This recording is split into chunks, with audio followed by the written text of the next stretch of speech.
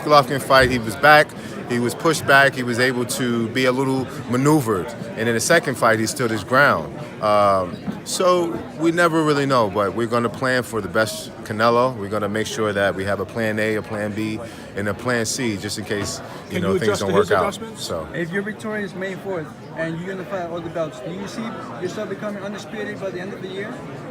absolutely, I think anything is possible. But obviously, when you're dealing with prize fights and Canelo being the champion, there's probably some way, shape, or form a rematch that's going to happen in the near future. So once and when that happens, then I'll look forward to the near future and if that's a possibility. Danny, I spoke briefly with Chris. I know he's your nutrition guy. And a couple camps ago, maybe last camp or the camp before that, you were alluding to getting into more of a vegan lifestyle. Yeah. Is that something you're still transitioning into? Or So we what's just the, lifestyle been? hired a vegan chef. Okay. We have her on board, and she's going to be.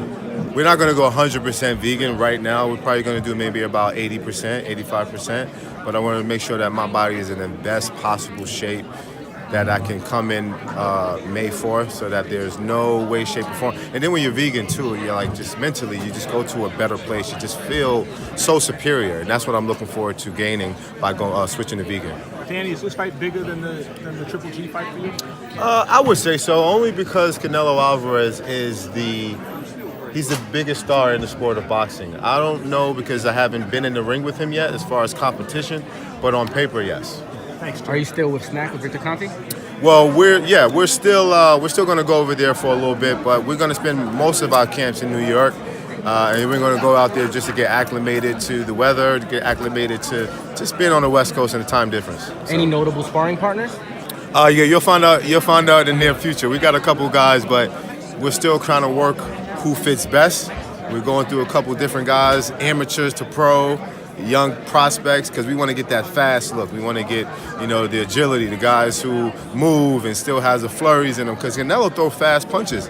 And sometimes he throw punches in bunches, and Guys, I got to be 2 more minutes. prepared for that. Is there a rematch clause? Yeah, 2 more minutes, guys. Sorry. I saw you working with Nikita also, White Chocolate. Yeah, so he's another sparring partner that we have, and he's going to help a lot. So we'll see what happens in the future. Now you're kind of taking it international, and I noticed Brownsville is like immediately what you said. Yeah. I mean, you're going to Mexico City for one of these. I mean, just to bring Brooklyn. We've talked about it before. But Yeah. You don't stop. I mean, it's like the first thing out of your mouth all the time. Why is that important to you?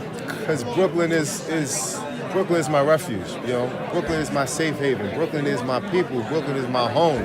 And everywhere I go, I got to let people know where I come from, because what you see is a representation of Brooklyn.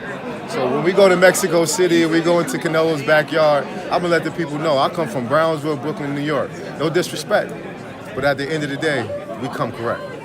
What's new? What's different in the 2 years since the last time you were on one of these, ridiculously big cards? Right. What's different? What's different? I just think I've just been continuing the grind. So I fought 3 undefeated fighters in a row to get to this level and this opportunity to fight Canelo. He's one of the best, and for me, it's an honor to step foot in the ring with a guy who they consider to be the best. So when I do become victorious, it's very well deserved. Andre You called still on bed today?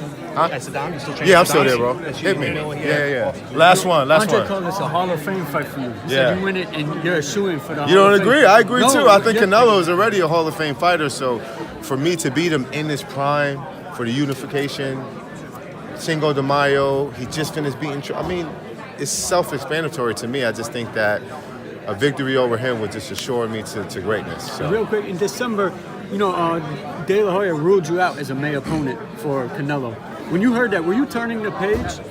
I didn't really get too much into it, because you hear a bunch of things, and then you don't hear things, and then you hear good things, and then it goes back to nothing. So for me, I was a little worried, but I let it up to my manager, because that's his job to take care of the business aspect. I was with my brother. We was in LA.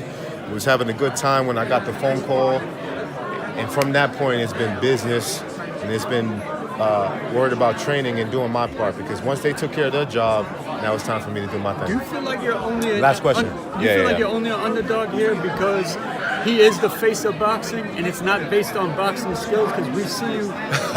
That's a really good question. And to a degree, I say yes, to a degree. But it's not to take anything away from what he's accomplished, because I respect what he brings to the table, and I do respect what he has done. But at the same time, for true boxing heads, that really know the sport of boxing, who know styles make fights and not just ruling it out because he has a victory over Golovkin and I don't. See, that's the people that we're talking about now. See, those are the people who truly understand the game. And those are the people that are going to be riding with me and understand that could be a 50-50 fight, but at the same time, I shouldn't be, what is the odds or something like that, crazy to something like, that's the absurdness of it. But for me, I don't care. Because either you're going to lose a lot of money or you're going to win a lot of money. But at the end of the day, don't bet against me. Don't bet against me. Thank you, guys. I appreciate that. Thanks, Danny. Thank you.